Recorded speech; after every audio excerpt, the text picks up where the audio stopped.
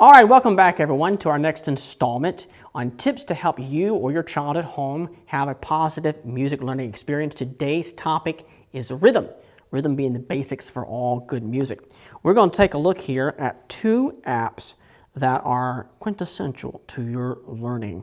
I want to go to the first one, Rhythm Swing. We've briefly mentioned it in another video.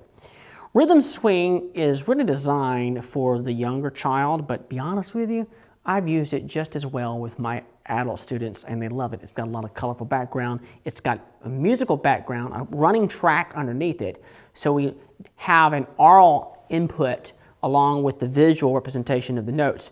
So we have basic notes introduced, and in case you missed our first video, here's how it works. Turn some sound on. So we have a set of patterns here, and we're going to play along with it. If I make a mistake, see? If I lose my track, there's a little marker that comes up, lets me know where I'm supposed to be at. This is so helpful for little children who are developing motor skills, hand-eye coordination. And the reason I love Rhythm Swing is that I can hit this listen button and I can listen to the rhythm pattern. Now granted, this example here is about quarter notes and most people don't struggle with that. But it's the harder ones they may get.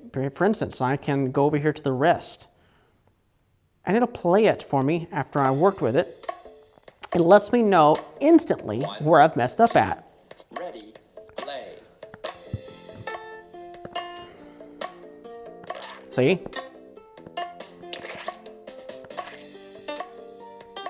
Now, the beauty of Rhythm Swing is that with the music and the visual representation, I as a 4-year-old, 6-year-old, 8-year-old, 10-year-old stand a chance of internalizing rhythmic concepts. After they've graduated from Rhythm Swing, they've done the 8th notes in this last section.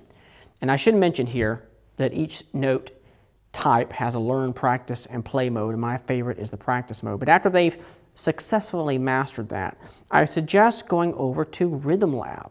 It's the next stage up. It's no colorful background. It has two modes.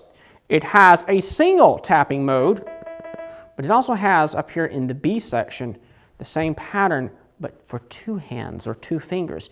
And you can see right away how this is really applicable for the young budding pianist. This app is designed for percussionists because it has a whole section here for drums and other complicated patterns. But what I like to do with the Rhythm Lab is use it to take my piano students and vocal students through the sequential study program on complicated rhythm patterns. I mean, look how complicated this gets in level 8. I mean, 5/4.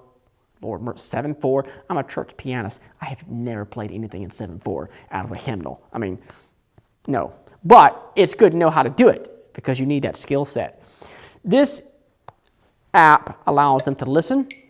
A lot more complicated in the fact that, a lot more complicated, a lot more controls. I can adjust the speed.